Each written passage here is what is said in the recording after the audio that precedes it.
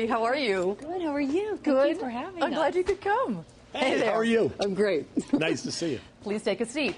So, as families gather across the United States for their celebration of Thanksgiving, we wanted to bring some people together and sort of represent the Congressional Supercommittee in Washington, sort of as a political family, as they too are gathering around a table for Thanksgiving.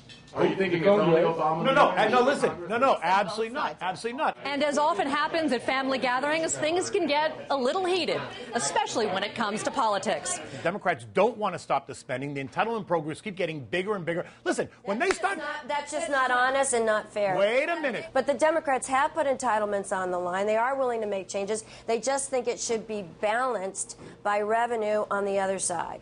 The Supercommittee is made up of 12 members of Congress. We have 6 Republicans and 6 Democrats to debate the issue. They've been at the table since September, trying to come up with a recipe for the federal budget deficit, a bipartisan deal. That's what's been so difficult.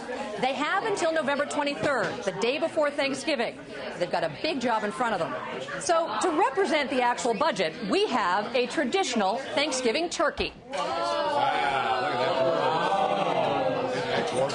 The task is to slice $1.2 trillion from the federal budget over the next 10 years. Now, that's a lot of meat and probably some fat.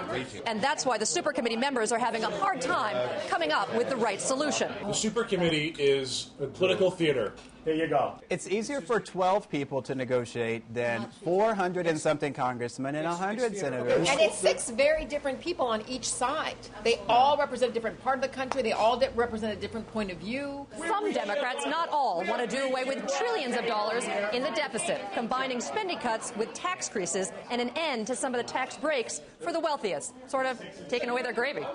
Most Republicans are against tax increases, but they do want to take the stuffing out of dozens of federal programs. So far, nobody's found the wishbone. I live in this country. I understand what the issues are. I understand if we have to raise taxes, I get that.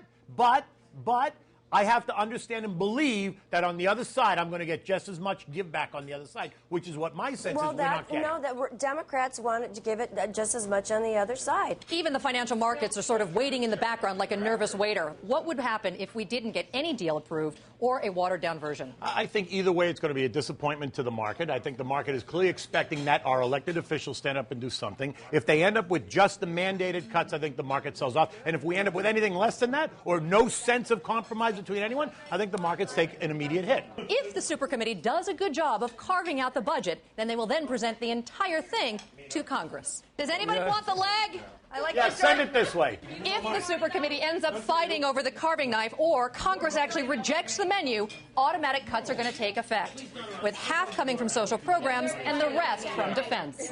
So these 12 guests, Republicans and Democrats, are raising a toast to the Supercommittee in Washington, hoping and wishing them luck that they can come to a deal by November 23rd.